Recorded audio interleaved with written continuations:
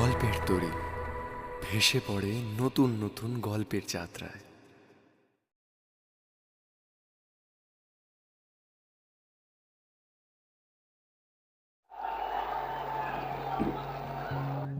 বন্ধুগণ, আমাদের রাজ্যের অবস্থা ভয়ঙ্কর। একটা সর্বনাশের কিনারায় গিয়ে দাঁড় করিয়েছে এই সরকার এই রাজ্যকে। এ রাজ্য এখন দেউলিয়া। মানুষের ভবিষ্যৎ নেই, যুবকদের ভবিষ্যৎ নেই, কলকারখানা হচ্ছে না, আত্মহত্যা আত্মহত্যা। সরকার এই আত্মহত্যাকে নিয়ে উৎসব করছে। এই সরকার চলছে সমাজ বিরোধীদের সরকার। গোটা সরকারের চারপাশে সমাজ বিরোধীরা রয়েছে, তাদের সরকার এটা চলতে পারে না। আপনারা ফিরে যাবেন এইটা মনে রেখে। সামনে লড়াই, বড় লড়াই আসছে, তাই আমি ডাক দেবো, সামনে লড়াই তৈরি হও। সামনে লড়াই, সামনে লড়াই।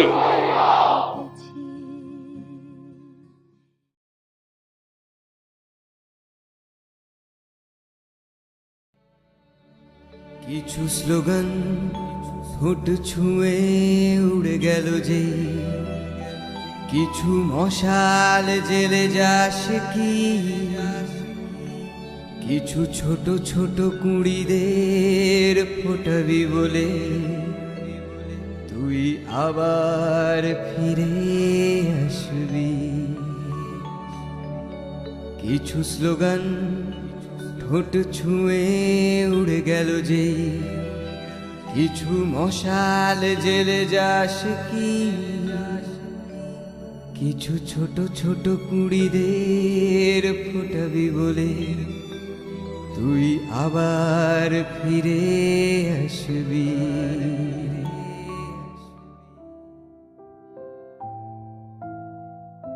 নমস্কার, আমি শ্রীতমা সেনগুপ্ত। আমি কৃষ্ণনগরের বাসিন্দা।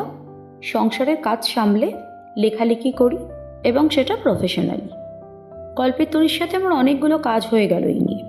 আমার সমস্ত রাজনৈতিক গল্পগুলোই শুনতে পাবেন গল্পের তরীর ইউটিউব চ্যানেলে, যেমন রক্তগোলাপ, রক্তের দলিল, রক্তবীজ ইত্যাদি।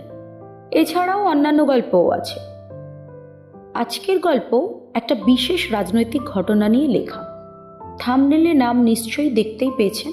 হ্যাঁ, এটা 1982 সালে 30শে এপ্রিল ঘটা একটা কলঙ্কময় ঘটনা। বিজন সেতুর ওপরে দিনের আলোয় 16 জন সন্ন্যাসী এবং একজন সন্ন্যাসিনীকে পিটিয়ে এবং জ্যান্ত পুড়িয়ে মারা হয়, কিন্তু কারোর বিচার হয়নি। কেন হয়নি? কারা ছিল এই সন্ন্যাসী এবং সন্ন্যাসিনীরা? বিজন সেতুর উপরে যে গণহত্যা হয়েছিল, আমরা সকলেই মোটামুটি জানি এটা ছিল আনন্দমার্গীরা। কারা ছিল এই আনন্দমার্গী? কি ছিল তাদের কাজ? কি ছিল তাদের উদ্দেশ্য?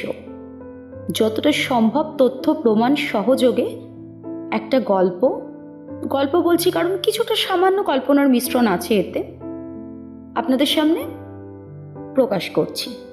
বিচার আপনাদের হাতে। কিছু সত্যি বোধহয় আমাদের সকলের জানা দরকার। কিভাবে এই ঘটনা রাজনৈতিক মোড় নিল সেই কথাই জানবেন এই গল্পে, এবং জানবেন ঘটনার পেছনের আসল সত্যি কি ছিল, ভিকটিম যারা ছিল তারা আসলে কি। আচ্ছা, আসুন তাহলে শুরু করি বিজন সেতুর আষাঢ়ে গপ্প।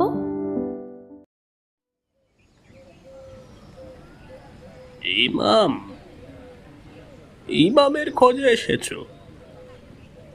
বয়সের ভারে ঝুঁকে পড়া বৃদ্ধ ভারী অবাক আর ঘোলাটে দৃষ্টিতে তাকালো সামনে দাঁড়ানো ছেলে মেয়ে দুটির দিকে। ঠিক খোঁজে আসেনি, জানতে চাইছিলাম। জানতে চাইছিলে কি? বৃদ্ধর যেন বোধগম্য হচ্ছে না বিষয়টা। ইমাম আলীর বিষয়ে জানতে চাই, কমরেড ইমাম আলী, সাথে বাকিটা। খানিক চুপ করে রইল বৃদ্ধ মানুষটা। তারপর ওদের বলল, বসো। সামনে রাখা চৌকিটার দিকে ইঙ্গিত করে বৃদ্ধ। মল্লিকা আর রাহুল বসলো সেখানে। তোমরা কোন দল করো? আমরা কোনো দলের হয়ে আসিনি চাচা, আমরা সবটা জানতে এসেছি, জানাতে চাই মানুষকে। সবটা জানতে এসেছো? হ্যাঁ। কেন? এতকাল পর আর কেন? মানুষকে জানিয়ে আর কি হবে? সবই তো ওই মিথ্যার জালে জড়িয়ে আছে। তবুও চেষ্টা করব। দীর্ঘশ্বাসের শব্দ পেল ওরা। বৃদ্ধ শুরু করলো, শোনো তাহলে। ইমাম তখন পার্টির ফুল টাইমার, পার্টি অন্তঃপ্রাণ।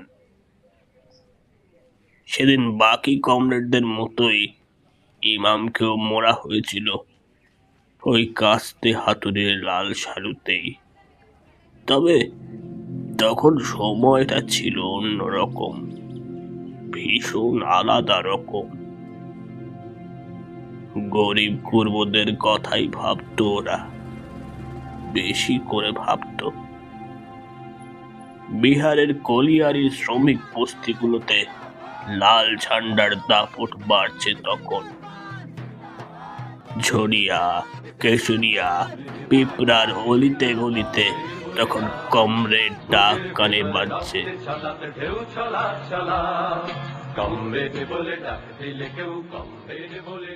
সেদিন সকাল 8টার ট্রেনে জ্যোতিবাবুকে স্বাগত জানাতে পাটনা প্ল্যাটফর্মেই থরে থরে মানুষ। পোস্টার, ফেস্টুন আর ইনকিলাবের তুমুল স্লোগানে 6 লাভ স্টেশন চত্বর। হঠাৎই ছবিটা বদলে গেল। চলল গুলি। লক্ষ্য ছিলেন জ্যোতি বোস স্বয়ং, কিন্তু বন্দুকধারীর হাত হয়তো একটু কাঁচা ছিল। বুলেট গিয়ে লাগলো সোজা আমার ইমামের বুকে। গুলি করেই সে লোক মিলিয়ে গেল ভিড়ে। হাসপাতাল যাবার আগে শেষ ইমাম, কমরেড ইমাম আলী, আমার একমাত্র নাতি ইমাম আলী। কারা করেছিল জ্যোতি বসুকে মারার চেষ্টা? চা খাও তো তোমরা, ভেতরে বলি চা দিতে। ওদের উত্তরের অপেক্ষা না করেই ভেতরের ঘরের দিকে হাঁক দিল বৃদ্ধ। ও সালমা, 3 কাপ চা দিয়ে যা সেখানে। ও কি যেন বলছিলে? কারা করেছিল?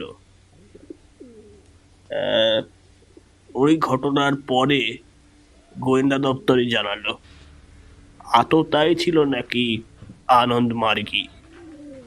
এই তোমরা আনন্দ মার্গীর নাম শুনেছ তো? বিজন সেতু। দুজনেই ঘাড় নেড়ে হ্যাঁ বলে।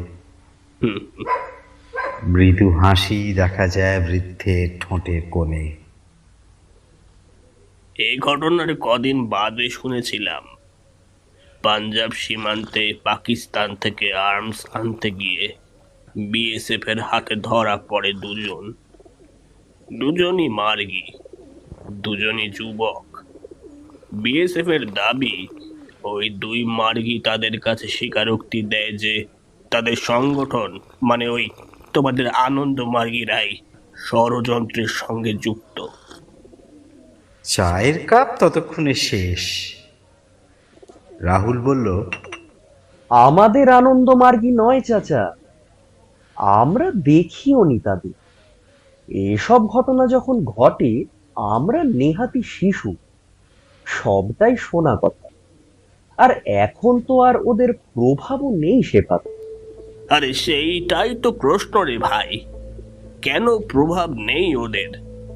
নিজেদের ধর্মপ্রাণ দাবি করা দলটার প্রভাব নেই কেন? যেখানে তাদের ওপর রীতিমতো জুলুম করছিল তখনকার সরকার, এমনটাই তো দাবি নাকি? হ্যাঁ, এমনটাই তো বলে।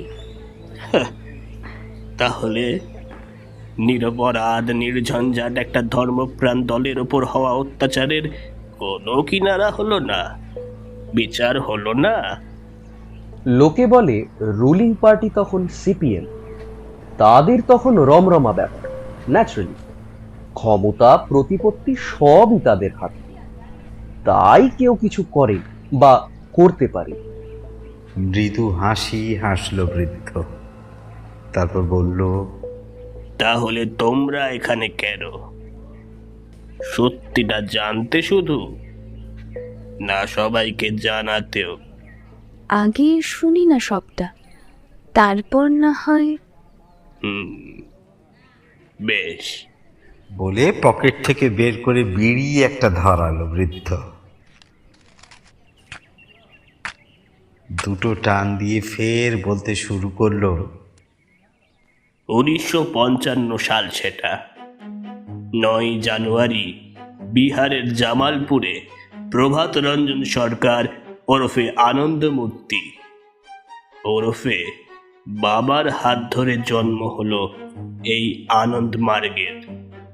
এই প্রভাত রঞ্জন সরকার নিজেই ঘোষণা করে সে ধর্মগুরু। তা শুধু ঘোষণা করলেই তো হয় না, ধর্মপ্রাণ ধর্মগুরু বলে কথা প্রমাণ তো করতে হবে, বিশ্বস্ত করতে হবে নিজেকে সমাজের চোখে। সেই প্রমাণের তাগিদেই শুরু হলো প্রভাত রঞ্জন সরকারের নিত্য বচন। তখন অবশ্য প্রভাত কম, সে আনন্দমূর্তি বা বাবাই বেশি। কত কি যে শুনলাম রে ভাই, বাবার স্বয়ং শিব দর্শনের গপ্প। বাবা নাকি শৈশবে বাঘের পিঠে চেপে জঙ্গলে ঘুরে বেড়াতো, আরো সে বলো কি কাহিনী। আমাদের পোড়া দেশের যা রীতি তাই হলো, ধর্মের আফিমের ব্যবসা এখানে সবচেয়ে লাভজনক, আর তাড়াতাড়ি সাফল্যও আছে। সে তোমার আমার যার ধর্মেই হোক না কেন। ঠিকই বলেছেন, আজও ধর্মের নামে কত রাজনৈতিক দল যে মানুষকে নিয়ে খেলছে। মানুষও তাই, আসলে আমাদের দেশের পালসটা বুঝে গেছে সব রাজনৈতিক দলগুলোই। আফটার অল তারাও তো এই দেশেরই মানুষ। ভুল বললে গো মেয়ে, একটু ভুল হলো। সমস্ত রাজনৈতিক দল ধর্মের নামে খেলে না এ দেশে। ধর্মের ওপরে মানুষ দেখে এমন দলটাই তো আমাদের রক্তে। আমার ইমামও তো সেই দলেরই, তাই হয়তো কষ্ট ততটা হয়নি যতটা হওয়া উচিত ছিল। বামপন্থীরা যে সেকুলারিজমে বিশ্বাসী এটা ঠিক, কিন্তু তারা তো নাস্তিকতায়ও বিশ্বাসী। সেটাই খানিকটা সুবিধা করে দিয়েছে ধর্ম নিয়ে বাড়াবাড়ি না করা। বামপন্থীরা ব্যক্তি স্বাধীনতায় বিশ্বাসী হয়ে ধর্ম পালনে তারা বাধা দেয় না। জ্যোতি বোস, বিমান বোস, বুদ্ধবাবু আর কয়েকজন ঘোর নাস্তিক মানে এই নয় যে সকলকে নাস্তিক হতে চাপ দেওয়া হতো, কখনো হতো না। ইমাম পার্টির একনিষ্ঠ সৈনিক হয়েও সে সব সময় রোজা রাখত, দল কখনো তো বাধা দেয়নি, একটা প্রশ্নও তোলেনি। এসব নিজের চোখে দেখা আমার বাবা, শোনা কথা ওড়াচ্ছি না। যাকে যা বলছিলাম, হ্যাঁ, আনন্দমার্গীদের কর্মী হতে তখন দীক্ষা লাগে। তার আবার গাল ভরা নাম হলো, নাম কি জানো? নাম হলো অবধূত। মার্গের পলিটিক্যাল কাজকর্ম দেখার জন্য তৈরি হলো প্রাউডেস্ট ব্লক অফ ইন্ডিয়া। পলিটিক্যাল কাজ কেন? ধর্মীয় দল যেখানে। সেইটাই তো মজা। শোনো, ওদের মুখপত্র বেরোলো, নাম প্রাউড। সেটা ঘেটে জানা গেল বাবার নিজের বিচারধারা। যেমন এই অহিংসা উপর ভিত্তি করে আধ্যাত্মিকতা মানবতার কোনো উপকারই আসবে না। ভারতবর্ষের গণতন্ত্রে নিরক্ষর ও অশিক্ষিতদের ভোটাধিকার নাকি কেড়ে নেওয়া উচিত। সে কি? এ আবার কেমন দাবি? সবাইকে শিক্ষিত হতেই হবে, তবেই ভোট দিতে পারবে, এমনটা লেখা ছিল? একটু বসো, আর একবার চা বলি খাও, আমি ততক্ষণে আসছি ভেতর থেকে। মহুয়াকে মাঝপথে থামিয়ে দিল বৃদ্ধ। আবার হাঁক দিল ভেতরে যেতে যেতেই। এই এদের একটু চা দিও গো। চা শেষ হয়ে গিয়েছে ওদের। মিনিট 20 পেরিয়ে গেছে, বৃদ্ধ এখনো আসেনি। কি কেস বলতো? গেল কোথায় চাচা? তুই ওই বইটা নিয়ে প্রশ্ন করলি এমন, ঠিক যেন সন্দেহ করছিস। ওভাবে কেউ বলে? বাজে বকিস না, আমরা এখানে নিউট্রাল হয়ে এসেছি, প্রশ্ন তো করবই। হ্যাঁ, কিন্তু তার একটা শালীনতা রাখা উচিত। এই বুড়ো মানুষটার কোনো দায় নেই আমাদের এত উত্তর দেবার। তার আর কিচ্ছু পাবারও নেই, কিছু হারাবারও নেই। খামোখা মিথ্যে বলবে কেন বলতো? সবকিছু আবেগ দিয়ে দেখিস না মল্লিকা। ওনার নাতি ওই কেসে শহীদ, মনে রাখিস। ওই দিকে যে টেনে কথা বলবে, এটাই তো কোয়াইট ন্যাচারাল। তাহলে আমাদের অজানাটা কিন্তু অজানাই থাকবে। আসলে রাহুল, তোর বাবা কতখানি ঠিক বলেছে তুই সেটাই মিলাতে চাইছিস, তর্ক করছিস তো। তাই কোথাও হয়তো চাইছিস কাকুর সব কথা যেন ঠিক না হয়। ঠিক হলে তুই হেরে যাবি, তাই না? স্টপ ইট, চুপ কর তুই। কি হলো গো ছেলে মেয়ে, ঝগড়া কিসের? বৃদ্ধের গলায় দুজনেই চমকে চুপ করে গেল। হাতে একটা জরাজীর্ণ প্লাস্টিক বৃদ্ধের। বসে সেখান থেকে ততোধিক জরাজীর্ণ হলদে হয়ে যাওয়া কাগজ কিছু বের করলো, ওদের দিকে এগিয়ে দিল কাঁপা কাঁপা হাতে। এগুলো কি চাচা? প্রাউটের কিছু কপি, এ কটাই পেলাম। আর সব কোথায় হারিয়েছে কি জানি, পোকায় কেটেছে বোধহয়। এতকাল আগের সব কাগজ। সেসব এখনো রাখা আছে? মল্লিকার প্রশ্নে স্মিত হেসে বৃদ্ধ বলল, আমি নিজেও দলের একনিষ্ঠ সেনা ছিলাম গো। এখন মনে প্রাণে থাকলেও শরীরটা আর দেয় না। সেই সময় মাঠ ঘাট মিটিং মিছিল সব জায়গায় ছুটেছি। সেই সময় গৌতম দাকে খুব কাছ থেকে দেখেছি, মানে আমাদের কমরেড গৌতম দেব। ওনার থেকে একটা শিক্ষা নিয়েছি আমি, প্রতিপক্ষের বিরুদ্ধে যা বলবে প্রমাণ সহ বলবে, সেটাই মেনে চলি। হাওয়ায় ভাসিয়ে কথা বলা আমাদের স্বভাব নয় গো। হাতে ধরা কাগজগুলো খুঁটিয়ে দেখছে মল্লিকা। রাহুল যতখানি পড়া সম্ভব পড়ছে। এখানে তো আবার লেখা, কমিউনিজম মানুষকে জন্তুকে পরিণত করে। কেন? মানে ওদের ঠিক কিসের বিদ্বেষ ছিল বামপন্থীদের ওপর? বামপন্থীদের ওপর নাকি রুলিং পার্টির ওপর সে কথা বলতে পারবো না, তবে স্বৈরাচারী ধর্ম গোড়াই বাবার লালিত পালিত গুপ্ত আধ্যাত্মিক সংগঠন, যে পরবর্তী সময় জ্যোতি বসু ছাড়াও বিহারের মুখ্যমন্ত্রী আব্দুল গফুর, সুপ্রিম কোর্টের প্রধান বিচারপতি এদের রায়কে হত্যার ব্যর্থ ষড়যন্ত্র করবে। এমনকি রেলমন্ত্রী ললিত নারায়ণ মিশ্র হত্যাও করবে। এতটা বোধহয় কেউই ভাবেনি প্রথম দিকে। এই দেখো, এই যে পেপারগুলো, দৈনিক সংবাদপত্রের কাটিং, সব ছেপেছিল। দেখো। সব খুঁটিয়ে দেখতে দেখতে রাহুল বলল,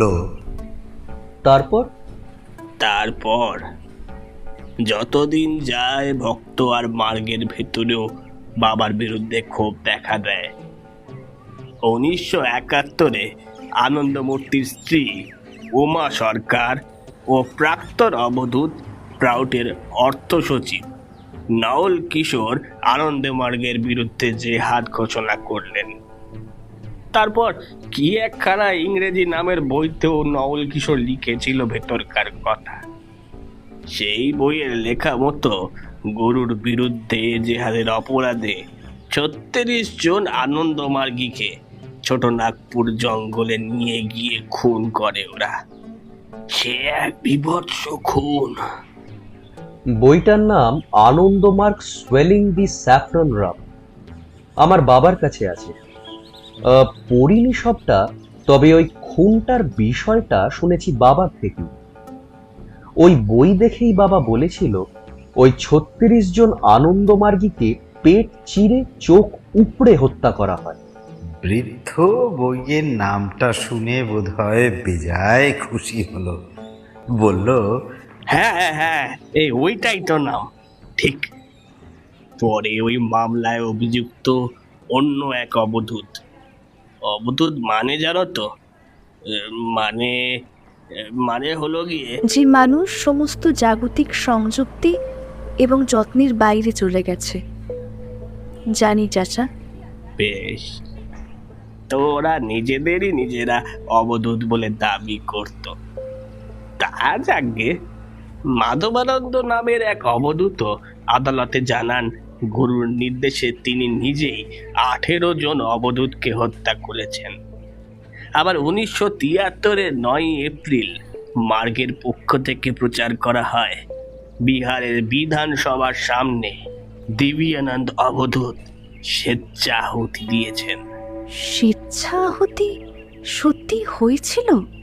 যদি বিজন সেতুতে তখনকার সরকার প্রকাশ্য দিনে দুপুরে ওদের পুড়িয়ে মারতে পারে, তাহলে এও হয়েছিল হয়তো।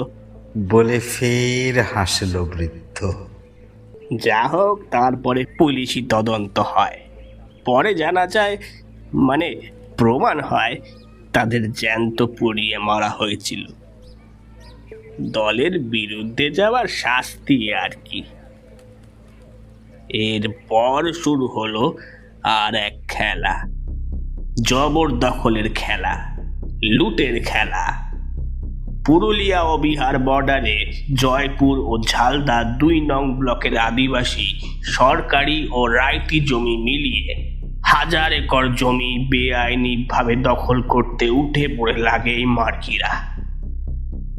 90-এর 18 এপ্রিল কেন্দ্রীয় স্বরাষ্ট্রমন্ত্রী মুফতি মোহাম্মদ শহীদ লোকসভাতে এক বিবৃতিতে মার্গীদের বিরুদ্ধে জমি হাতিয়ে নেওয়ার এই সত্যতা স্বীকার তো করেনি, সাথে পুরুলিয়ার বাঁশগড়ের জঙ্গলে বিদেশ থেকে আমদানি করা বেআইনি অস্ত্র মজুত করে লুকিয়ে রাখার অভিযোগ জানান।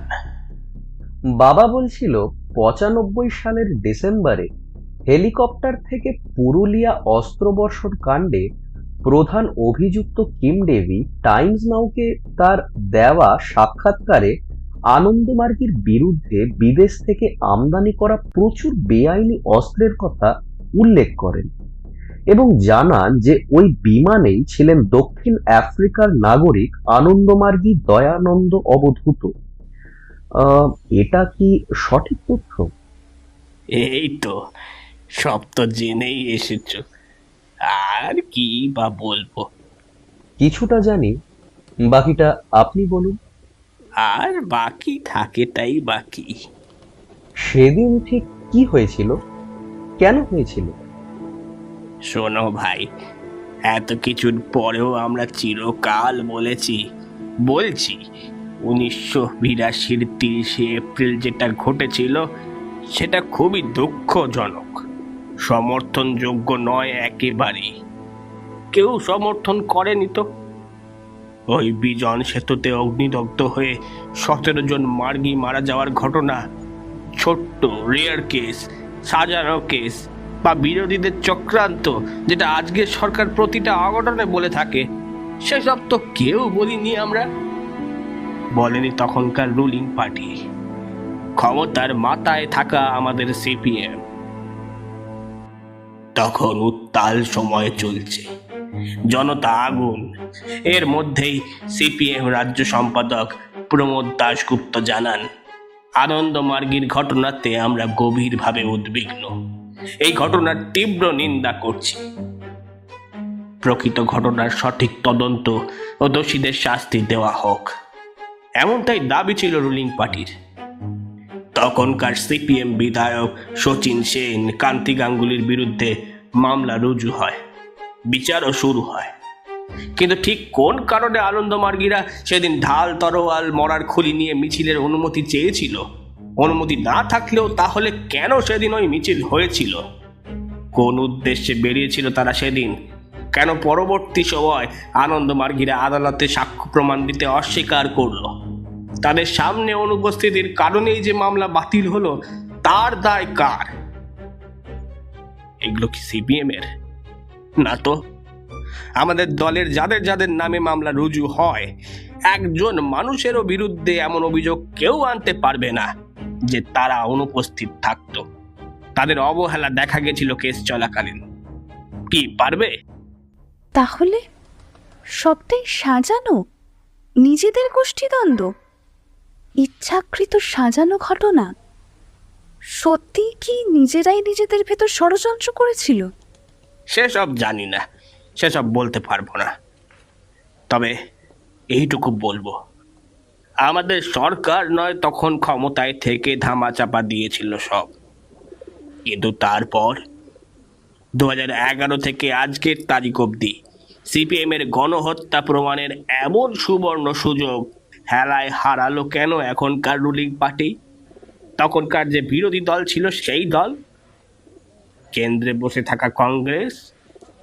হ্যাঁ, এটাও তাহলে ছোটানাগপুর বা দিল্লির স্বেচ্ছা? এই তো ঠিকই ধরেছ। এটাই চাই আমরা, জানো তো, এইটাই চাই। কাউকে মুখে কিচ্ছু বলবো না, বাতেলা দেব না, নিজেদের দোষ আড়াল করে সাধুও সাজবো না। পরপর তথ্য দেব, তোমরা যারা আসলেই জানতে চাও জেনে নাও, বুঝে নাও। তবে হ্যাঁ, যারা জেনেও জানতে চায় না তাদের কথা আমরা ভাবি না। 2011-র আগে মমতা বন্দ্যোপাধ্যায় যখন বিরোধী নেত্রী, তখন গলার শিরা ফলিয়ে প্রতিশ্রুতি দিতেন 34 বছরের সমস্ত গণহত্যার উনি তদন্ত করবেন, কমিশন বসাবেন।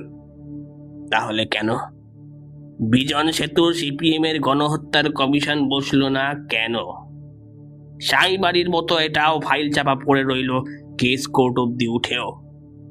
কেন আজও সিপিএম এর কেউ জেলে গেল না? অনেক দুর্নীতির নামে হেনস্থা করা হলেও কেন একটাও ধোপে টিকলো না? কেন ওদের সসম্মানে বাড়ি যেতে দেওয়া হলো? কেউ বলুক, হোক না, হোক হোক হোক একটা গণহত্যার সাচ্চা হিসেব নিকেশ। তহিদুল ইসলাম থেকে ইমাম আলী, অজিত লোহার থেকে শালকু সরেন, ঝন্ডামান্ডি থেকে রোহিত ভমলা, প্রদীপ তা থেকে কমল গায়েন, কমরেড মইদুল মিদ্যা থেকে বিদ্যুৎ মণ্ডল, শহীদুল্লাহ সরকার থেকে শালকু সরেন। হোক সেটা হোক, আমরাও চাই দেখতে, আমরাও চাই। কিন্তু হবে না, জানি হবে না। ইমামও পাইনি, বাকিরাও পাবে না। কি বলো যেন, ওই তোমাদের জাস্টিস। হ্যাঁ, তবে তোমরা তরুণ, তোমরা কিন্তু অপেক্ষায় থেকো, ভুলে যেও না।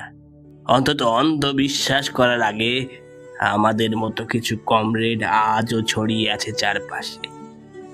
তাদের থেকে একটু জেনে বুঝে নিও ঠিক কি ঘটেছিল, কি ঘটনা, একটু জানার চেষ্টা করো। তৈরি হবে তাতেই হয়তো আরো সব ইমাম, ঝর্ণা, রোহিত। আবার উঠবে ঝড়, লাল ঝড়, আবার কাঁপবে চারপাশ লাল সেলামের গমগমে আওয়াজে।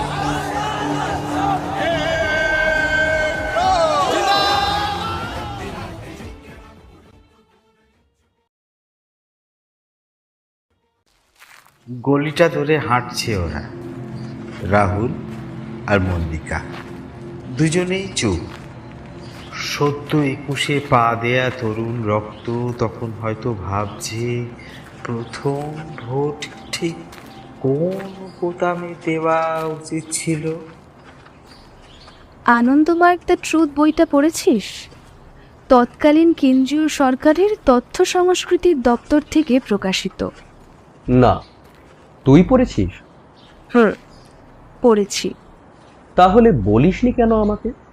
রাহুল, তোকে বললে তুই বিশ্বাস করতিস না, ঠিক যেমন তোর বাবার কথাও করিসনি। তোদের ছাত্র ইউনিয়নের স্বল্পবিদ্যার ওই কচকচানি শুনেই তুই। আমি ইউনিয়ন করি না, তুই জানিস। ইউনিয়ন কর, কেন করিস না? ছাত্র রাজনীতি খুবই প্রয়োজনীয় আমাদের সমাজের জন্য। আজকের তুই আমি হয়তো আগামীর মইদুল মিদ্যা বা ঝর্ণা মান্ডি হব, তবে সেটা আমাদের চয়েস। কোন পথে যাব, কোন পথটা স্বচ্ছ, সেটা আমাদেরই বুঝতে হবে। যাক, বইটা পড়িস, আমি দেব তোকে পড়তে। যা জানার সবই তো জানলাম। তোর সব প্রশ্ন মিটেছে? উত্তর পেয়েছিস? যদিও পাস, তবুও পড়িস। এই বইটায় ওই সংগঠনের নানা রকম হিংসাত্মক ঘটনা উল্লেখ করে বলা হয়েছে যে এই সংগঠনটা জাতিদ্রোহী সাংঘাতিক বিপজ্জনক কার্যকলাপে যুক্ত এবং সংগঠনের অভ্যন্তরে ভিন্ন মতাবলম্বীদের এরা নিষ্ঠুরভাবে হত্যা করে। সেন্ট্রালের বই এটা? ইয়েস। আরও উল্লেখ্য যে বিজন সেতুর নারকীয় ঘটনার কয়েকদিন আগেই আনন্দমার্গীরা এই অঞ্চলে মরার খুলি ও খোলা তলোয়ার নিয়ে মিছিল করে, আর সেই মিছিল থেকে অন ডিউটি পুলিশ কর্মীদের আক্রমণ করা হয়। এর ফলে এলাকায় আতঙ্কের পরিবেশ সৃষ্টি হয়। স্বাভাবিক জনজীবন যেন আনন্দমার্গীদের দ্বারা বিঘ্নিত না হয়, সেজন্য সিপিএমের পক্ষ থেকে এলাকায় প্রচার সংগঠিত করা হয়। ঠিক ওই সময় এসব খুলি খুলি নিয়ে বেরোনো কেন, তা আবার কলকাতার বুকে? ও মা, সে বছর 19শে মে ছিল বিধানসভা ভোট। ভোটের মাত্র কয়েক সপ্তাহ আগে এই চরম নিন্দনীয় ঘটনাকে রাজনৈতিক উদ্দেশ্যে ব্যবহার করতে নেমে পড়ে যাবতীয় বাম বিরোধী শক্তি। স্থানীয় সিপিআইএম বিধায়ক শচীন সেনকে সরাসরি অভিযুক্ত করে আনন্দমার্গীরা এবং তাকে গ্রেফতার করার দাবি তোলা হয়। এমনকি রাজ্যপালের কাছে মিথ্যে অভিযোগ করে বলা হয় যে ঘটনার আগের দিন নাকি তিলজলায় জ্যোতি বসু বৈঠক করেছিলেন, অথচ সেদিন তিনি বর্ধমানে ছিলেন। ভেবে দেখ। শুধু সিপিএম এর বিরুদ্ধেই দোষারোপ করেছিল কেন? আর এই চরম প্রতিক্রিয়াশীল আনন্দমার্গীরা বরাবরই তো সিপিএম এর তীব্র বিরোধী, তাই ন্যাচারালি এই হত্যাকাণ্ডের দায় তারা সিপিএম এর ওপর চাপিয়ে দেবে। আর নির্বাচনের আগে রাজনৈতিক ফায়দা তোলার আশায় কংগ্রেস সহ রাজ্যের সবকটা বিরোধী দল একদা নিষিদ্ধ এবং নানা রকম গুরুতর অভিযোগে অভিযুক্ত আনন্দমার্গীদের সুরে সুর মিলিয়ে সিপিএম এর বিরুদ্ধে অপপ্রচারে সামিল হয়ে যায়। আসলে ভোটের আগে পশ্চিমবঙ্গে হিংসাত্মক ঘটনা ঘটিয়ে তার দায় সিপিএম এর ওপর চাপিয়ে দেওয়াটা ছিল বাম বিরোধীদের পুরনো কৌশল। 1971 সালে নির্বাচনের 3 সপ্তাহ আগে হেমন্ত বসুকে খুন করে তার হত্যার দায় চাপানো হয়েছিল সিপিএম এর ওপর। লাগামহীন উৎসার জেরে মানুষ বিভ্রান্ত হয়েছিল সেবারও। তবে আখেরে বিরোধীদের লাভ হয়নি, হলেও তা তাৎক্ষণিক। ওই সাইবারি হলদি নদী কেস আর কি। আচ্ছা, ওই হলদি নদীর ব্যাপারটা কি বলতো? এও এক নাম করা কুৎসা সিপিএম এর বিরুদ্ধে। আজ এই থাক, এই কটা দিন এই বিজন সেতু গণহত্যা, জ্যান্ত পুড়িয়ে মারা সিপিএম কতটা দায়ী হলে শাস্তি হয়নি কেন, আনন্দমার্গীরাই কোর্টে গড়হাজির থেকেছে কেন, এগুলো ভাব। হলদি নদী নিয়ে না হয় অন্যদিন আলোচনা হবে। আচ্ছা, লাস্ট একটা কথা বল। আমার বাবা সিপিএম করতো, দাদু করতো, মাও অবধি, কিন্তু তোর তো তেমন পলিটিক্যাল ফ্যামিলি না, মানে শুনিনি কখনো তোর কাছে। তাহলে তুই এ সময়ের মেয়ে হয়ে এত বাম সমর্থক কেন মল্লিকা? কাজল কালো দুই চোখে ঝিলিক তুলে হাসল মল্লিকা। তারপর বলে উঠল, আমি গাই তারি গান, নৃত্য দম্ভে যে যৌবন, আজ ধরিও শিখর শান, হইল বাহির অসম্ভবের, অভিযানে দিকে দিকে। নজরুল ইসলাম? ঠিক ধরেছিস। কিন্তু এই কবিতার সাথে কি মানে? খুব পছন্দের ছিল এটা ওর, বারবার বলতো লাইনগুলো। আমি তখন কতই বা বয়স, নেহাতি বালিকা বলা যায়। তারপর শুনলাম পুলিশে ধরেছে। সে প্রথম নয়, এমনটা হতো। মাঝে মধ্যেই ব্যারিকেড ভাঙা, প্রিজন ভ্যানে তোলা, লকআপে থাকা, এসব শুনেছি। কিন্তু সেবারটা অন্যরকম হলো, আর ফিরল না।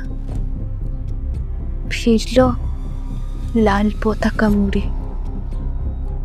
শুনলাম লকআপে পিটিয়ে মেরেছে। সুদীপ্ত গুপ্ত? কমরেড সুদীপ্ত গুপ্ত? তোর কি হন বুঝি? হবে হয়তো, দাদা, কাকা বা কিছু একটা ছিল।